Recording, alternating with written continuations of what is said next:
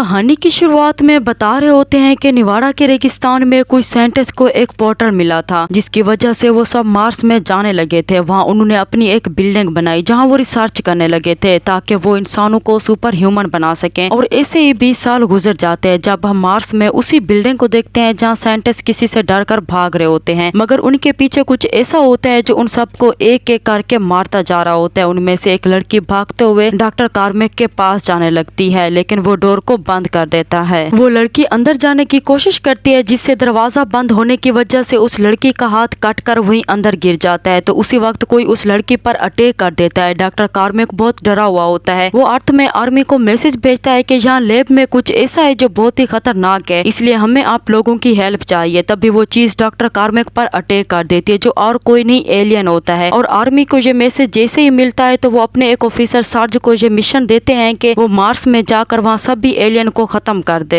ये ऑर्डर मिलते ही सार्ज अपनी टीम के पास जाता है और उन्हें बताता है कि हमें मार्स में अभी एक मिशन पर जाना है, जिससे वो सभी अपनी फुली तैयारी के साथ प्लेन में बैठकर वहाँ से चले जाते हैं। जहाँ उनका प्लेन रेगिस्तान में लैंड होता है तो वो अपने सामने एक लिफ्ट देखते हैं, जिसके जरिए वो सब उसी बिल्डिंग में पहुंच जाते हैं। तो एक साइंटिस्ट उन्हें एक पोर्टल के जरिए मार्स में पहुंचा देता है, जहाँ उन सब की मुलाकात एक आदमी से होती है जो अपनी टांगे खो चुका होता है। वो उन्हें बताता है कि मार्स में आना इतना आसान नहीं होता है। मैं जब मार्स में आया तो उसी पोर्टल की वजह से मेरी टांगे किसी दूसरी जगह चली गई थी। तो वहाँ एक सोल्जर जॉन अपनी सिस्टर सैम से मिलता है, जो एक साइंटिस्ट होती है। वो उन सबको उस डायरेक्शन में ले जाती है जहाँ एलियन ने उन साइंटिस्ट को मार दिया था। वो सब अलग होकर उस जगह में एलियन को ढूंढने लगते हैं। दो सोल्जर एक ऐसी जगह जाते हैं जहाँ वो इंसानों के कुछ बॉडी पार्ट्स को देखते हैं। साथ में वो वहाँ पिंजरे में कैद जानवर भी देखते हैं, जैसे उन पर कोई एक्सपेरिमेंट चल रहा हो। जॉन अपनी सिस्टर सैम के साथ लैब में जाता है, जहाँ सैम एलियन की रिसर्च का डेटा डाउनलोड करने लग जाती है। सार्ज एक रूम में बहुत बड़ी गन को देखता है, मगर सार्ज के पास उस रूम का एक्सेस नहीं होता है। फिर सार्ज को वहाँ वो डॉक्टर कार्मेक मिल जाता है, जिस पर एलियन ने अटैक कर दिया था। वो जिंदा तो होता है, लेकिन उसकी कंडीशन बहुत खराब होती है। वहाँ सैम भी आ जाती है, जो जल्दी से उसे लैब में ले जाती है और उसका ट्रीटमेंट करने लग जाती है। डॉक्टर उसे यही कहता है कि तुम सब यहाँ से चले जाओ, वरना वो एलियन सबको मार देंगे। जॉन उसी एक सोल्जर के साथ उसी जगह जाता है जहाँ वो सोल्जर पहले आ चुका था। वो देखते हैं कि वो सभी जानवर मर चुके होते हैं, जिन्हें एलियन से इन्फेक्टेड एक आदमी खा रहा होता है। वो इन दोनों पर अटैक करने ही वाला होता है, तब ये दोनों उस पर फेरें करके उसे वहीं मार देते हैं। सैम जब डॉक्टर के खून के सैंपल को चेक करती है तो उसे पता चलता है कि वो अब इंसान नहीं है बल्कि एलियन बन चुका है, जिसे देखकर वो काफी घबरा जाते हैं। तो इसी बीच सार्ज अपने कुछ सोल्जर के साथ टनल में जाता है जहाँ वो एलियन को ढूंढ रहे होते हैं। तो उसी वक्त वो एलियन सार्ज के एक साथी गोड पर अटैक कर देता है। जॉन उस एलियन पर फेरें करके उसे वहीं मार देता है। फिर सार्ज और जॉन जल्दी से गोड को अपने साथ लैब में ले जाते हैं और उसका ट्रीटमेंट करना शुरू कर देते हैं, मगर अफसोस वो अपने साथी को नहीं बचा पाते हैं। तब जॉन सैम से पूछता है कि डॉक्टर कार्मेक कहाँ है। वो उसे बताते हैं कि मुझे नहीं पता है कि वो कहाँ है, जब मैंने उसे देखा तो वो गायब हो चुका था। फिर सार्ज उसे वहीं एलियन की बॉडी दिखाता है जिसे जॉन ने मार दिया था। साथ में एक सोल्जर उसी आदमी के पास जाता है जो अपनी टांगे खो चुका था। वो उसे एक बॉम्ब और गन देकर बताता है कि अगर एलियन यहाँ आए तो उन्हें बॉम्ब से उड़ा देना। तब सैम सार्ज को वहाँ एक दूसरी जगह के बारे में बताती है कि वो एलियन उसी जगह से आ रहे हैं, जिससे सार्ज अपने एक सोल्जर ड्यूक को सैम के पास वहीं लैब में छोड़ जाता है और अपने बाकी सोल्जर के साथ वो उसी जगह जाता है जहाँ वो सब अलग अलग होकर एलियन को ढूंढने लग जाते हैं। और सैम उस एलियन की बॉडी को चेक करने लग जाती है। तो अचानक से वहाँ लाइट खराब होने लग जाते हैं। सैम और ड्यूक लाइट को चेक करने के लिए जैसे ही बाहर जाते हैं तो तभी एक एलियन ड्यूक पर अटैक करने ही वाला होता है, मगर ड्यूक उस पर शूट कर देता है और जल्दी से सैम के साथ लैब में चला जाता है। वो एलियन भी उनके पीछे आता है, लेकिन सैम वहाँ एक पोर्टल की जैसी दीवार को ओपन कर देती है, जिससे वो एलियन आधा अंदर और आधा बाहर होता है। लेकिन उनकी मुसीबत अब भी कहाँ टली थी। उनका साथी गोड जो मर चुका था वो फिर से एलियन बनकर जिंदा हो जाता है। वो उन दोनों को मारने के लिए जैसे ही आगे बढ़ता है तो उसके सामने एक बहुत ही मजबूत कांच की दीवार होती है, जिसके ऊपर वो अपना सर पटक पटक कर खुद को वहीं खत्म कर देता है। तो इसी तरह से ये दोनों बच जाते हैं। उधर सार्ज के एक साथी पर एलियन अटैक करके उसकी गर्दन को अलग कर देता है। सार्ज और उसके साथी उस एलियन के पीछे भी जाते हैं, मगर वो बहुत फास्ट होता है, जिसकी वजह से वो उनके हाथ नहीं आता है। फिर सार्ज उसी रूम के बाहर जाता है जहाँ वो बड़ी गन रखी होती है। सार्ज को वहाँ एक साइंटिस्ट का कटा हुआ हाथ मिलता है, जिससे वो उस रूम के स्कैनर में स्कैन करता है, जिससे वो डोर ओपन हो जाता है और सार्ज वो गन उठाकर वहाँ से चला जाता है। तो इसी बीच वो एलियन सार्ज के एक और साथी पर अटैक कर देता है। तभी सार्ज वहाँ आकर उसी बड़ी गन से उस एलियन पर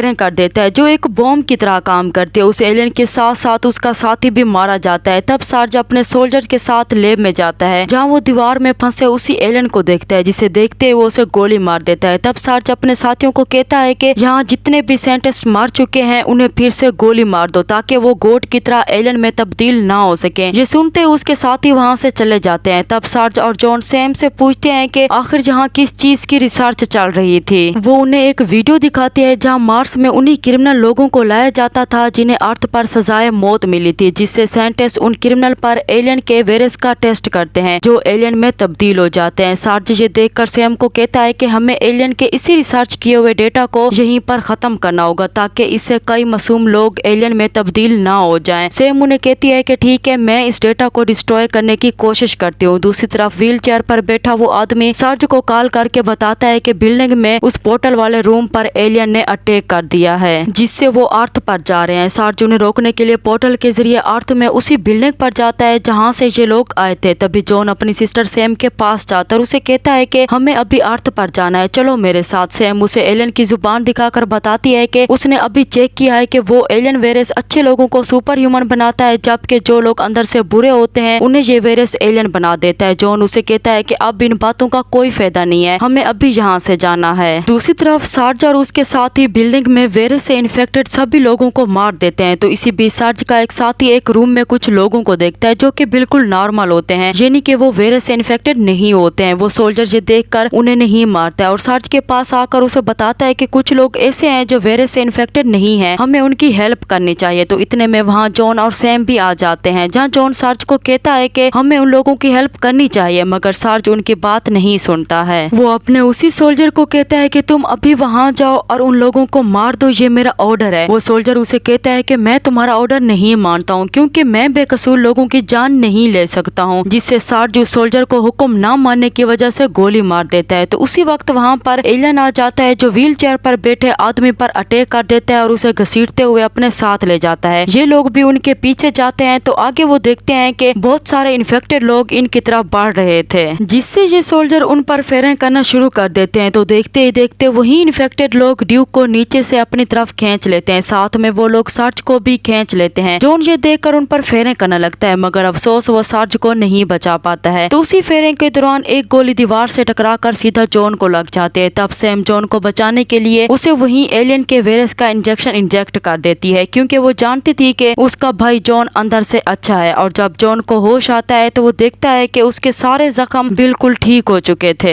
यानी कि जॉन उस इंजेक्शन की वजह से अब सुपर ह्यूमन बन चुका था। जॉन अपनी गन उठाता है और वहाँ सभी इन्फेक्टेड लोगों पर फेरें करके उन्हें मारता जा रहा होता है। उन सबको मारने के बाद जॉन सैम के पास जाता है तो उसी वक्त उसके सामने सार्ज आ जाता है जो जिंदा तो होता है लेकिन अब वो इन्फेक्टेड हो चुका था। इसलिए जॉन सार्ज पर अटैक कर देता है और पोर्टल को एक्टिव करके वो सार्ज को पोर्टल के जरिए मार्स में भेज देता है। साथ में वो पोर्टल के अंदर बॉम्ब भी फेंक देता है जिससे वहाँ मार्स पर एक बहुत बड़ा ब्लास्ट होता है। तो लास्ट सीन में हम देखते हैं कि जॉन सैम को लेकर उसी लिफ्ट के जरिए बिल्डिंग से बाहर आ जाता है और इसी के साथ ये कहानी यहीं पर एंड हो जाती है।